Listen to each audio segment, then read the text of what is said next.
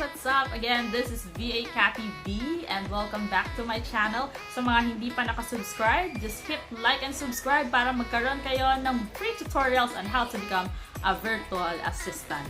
Okay, sa mga hindi nakakilala sa akin, by the way, my name is Cathy Benitez. I'm a former admin supervisor, guys, before I decided to become a full-time virtual assistant. Actually, I started as a part-timer, so pwede mo siyang isabay sa full-time work mo ngayon. And then, you can decide later on to become a full-timer. So, I'll let you decide, guys, ano muna yung mga type of virtual assistant jobs na pwedeng isabay pag meron kang full-time work.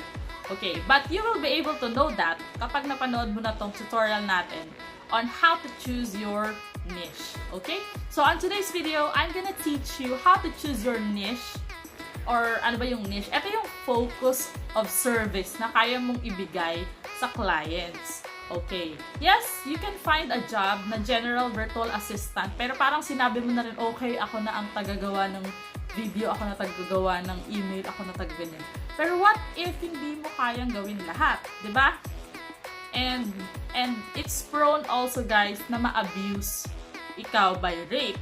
Why? Kasi you said kaya mong gawin lahat. You say okay lang sa'yo gawin lahat. Eto lang rate mo, for example, $3 per hour. But then, eto lahat ipapagawa sa'yo. So, baka mapasubo ka. Kaya, importante talaga, guys, pumili ka ng niche or niche. And I'm gonna give you an idea right now. Through answering 10 questions na madalas ko rin tinatanong sa mga trainees ko. Yan. So, before kasi I'm coaching some aspiring virtual assistants, pero ngayon hindi na kaya ng schedule ko. Kaya eto, I'm making this video tutorial channel para makatulong din sa inyo. Okay? Kasi sometimes in my free time, nakikita ko yung mga rants, yung posts, sa mga virtual assistants groups, di ba? Na ganito yung nangyari sa kanila with client, 6 months na, wala pa rin silang client, yon. So, para matulungan kayo maghanap yan. So, let's talk about your niche and how to decide about your niche. Okay, so much better, guys, kung meron kayong ball pen and notebook ready right now para ito, masagutan mo siya agad. Okay, parang workshop tayo ngayon. Alright, di ba? Bagong ligo tayo for today's video. Okay, yan. So, question number 1. Okay, let's start na. Question number 1 na dapat mo itanong sa sarili mo para makapag-decide ka anong niche ang magiging focus mo is your internet connection. So, question number 1. What is my current type of internet connection? Yan. Kung wala kang internet connection, nako, baka hindi mo para sa virtual assistance career. Kasi, guys, virtual nga. So, mandatory talaga. Kailangan merong internet connection. Okay, so ngayon, let's ask about your internet connection. What is my current internet connection? Pocket data ba? Yung phone plan? O kaya naman yung Wi-Fi, home Wi-Fi? Or home LAN? Alam niyo yung D-cable. Mas malakas yun actually. Yon, so answer it first. What is my current internet connection? Okay, next, ito, question number 2. Kasi alam niyo, nagmamatter tong mga tanong na to kung saan ka babagsak ng niche. Ayan, question number 2 tayo. Isulat mo to sa notebook mo. What are the gadgets or devices that I have right now? Again, what are the devices or gadgets that I have right now? For example, I have a phone. So, isulat mo. One phone, eto specs, ilang memory yan, ilang RAM, okay? And then, I have another phone, okay, sulat mo ulit, specs, ilang RAM. Okay, and then next, halimbawa may laptop ka, my first laptop, for example, I have Core i3, 8GB RAM, yon, so Core i3, depende. And then, halimbawa meron ka pang isang laptop, eto, and also, ilagay mo rin kung Windows 11, Windows 10, yan, so ilagay mo yan. Kung ilan yung devices or gadgets na meron ka ngayon. Diba? May iPad ka pa, yan. So, isulat mo yan lahat. Okay, so because there are some jobs na pang phone lang, okay, yes, that's true. Kasi ako, guys, I'm a phone-based virtual assistant. Okay, yan. Although I have a laptop, but honestly, nakafocus ako sa mga type of virtual assistant jobs na phone-based lang. Why? Because, halimbawa, gusto kong gumala. Okay, pwede kang dalhin yung phone. Or halimbawa, meron kaming activities outside, hindi kailangan na laging naka-laptop, diba? Yun. So, yun. Tsaka ako na ituturo sa inyo kung paano makakuha ng ganung uri ng virtual assistant job. But anyway, for those na walang laptop, don't worry, mayroong mga career for you. Kaya, tune in kayo sa channel natin kasi i-reveal ko ang secrets. Paano mahanap yung mga jobs na yan. Alright, so again, naisulat mo na diba yung mga type of devices na meron ka. Kasi malay mo ngayon, phone lang meron ka, pero later on, diba, makabili ka rin ng laptop. So, tumataas na ngayon ng ano mo, ang value mo as a virtual assistant. So, this is for everyone. Kailangan lang talaga diskarte and aral. And nag-aaral tayo ngayon, kaya tune in ka lang para mas marami kang matutunan. Okay, so next, so that's number 2, diba? Eto na, number 3. Okay. Kung pag-uusapan natin yung work hours, ilang oras per day yung kaya mong i-allot. For example, kaya mong mag-work as a virtual assistant or as a remote worker for 4 hours a day. Halimbawa, may full-time job ka, gagawin mo na lang siya during your free hours, di ba? Pwede rin naman, wala ka totally na work ngayon, okay, go for 8 hours ka. Yan. So, that's number 3. Yan. How many hours will be allotted for my virtual assistant's career? Okay, so that's number 3. Okay, so eto na. Hour yung number 3, guys, ha. So, let's go to number 4. Number 4, let's talk about the shift. Okay? Willing ka ba mag-work in the morning? As in, super early. Like, Australian time kasi, guys, yung mga ganyan type of clients. Around 4 a.m. to 2 p.m. or 5 a.m. to 3 p.m. yung shift. Pagka Australian. For example. O kaya naman, gusto mo yung regular Philippine hours. Okay? 8 to 5 ng Philippines. Or, are you willing to work on a graveyard shift na most likely, ano yan, mga Western countries like UK. Actually, UK is mid-shift. Ano yan, around 2 p.m. to 10 p.m. Ganyan. O kaya naman, kung gusto mo US-based, yon mga around 9 p.m. to 6 a.m. o kaya naman 12 a.m. to 8 a.m. Depende kung anong part ng US. So, yan yung next question. Ano yung preferred shift mo? What is your preferred shift? Okay, so that's number 4.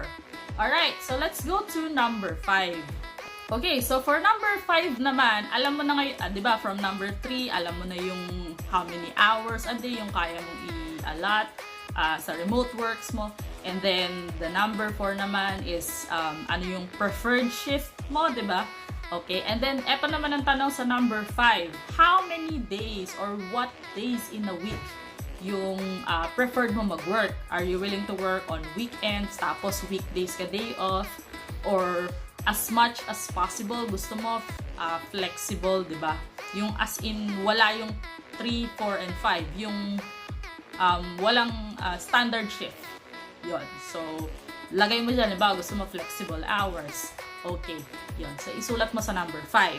Sa number 6, let's talk about your work background or school background. So, what is your work or school background? Tapos, isagot mo dyan, for example, halimbawa, ang graduate ka ng ganitong course, ng Hotel and Restaurant Management course, o kaya naman, graduate ka ng education, or ng law, ng HR, yan. So, isulat mo yan, guys, sa number 6. Okay, so number 7 naman, guys, eto, what are the skills na right now kaya mong gawin pero irrelated sa course or sa work or sa school background mo? Yon. So, what are the skills that are irrelated to your work or school background but you are able to do? For example, graduate ka ng Hotel and Restaurant Management pero marunong kang gumawa ng ng profile banners or logos, di ba? O kaya naman marunong kang gumawa ng website. O kaya naman marunong kang mag-edit ng pictures. 'Yon, di ba? Somewhat more on IT field pero kaya mong gawin. Halimbawa, HR or pilot course yung kinuha mo, then marunong kang mag-create ng mga nakakatawang videos, for example. Or, depende. Halimbawa, magaling ka rin sa photography. Yun. Isulat mo yun lahat, guys. Or marunong ka magkwento, magaling kang gumawa ng stories. Yan. So, isulat mo yan. Okay, so number 8 guys, is yung mga skills naman na hindi mo pa kayang gawin, pero you are most interested to learn. For example, yung tipong pag binigyan ka ng tutorial, aaralin mo talaga because interest mo talaga siyang matutunan. For example, nakita mo lang siya on social media, okay, so mukhang maganda to. Yan, so dream ko rin maging kagaya nitong mga vloggers na to or mga VAs na to. I want to learn that task. Okay, something na hindi siya pasok sa background ko, maybe. Hindi rin siya part ng current skills ko, pero I'm most interested to learn.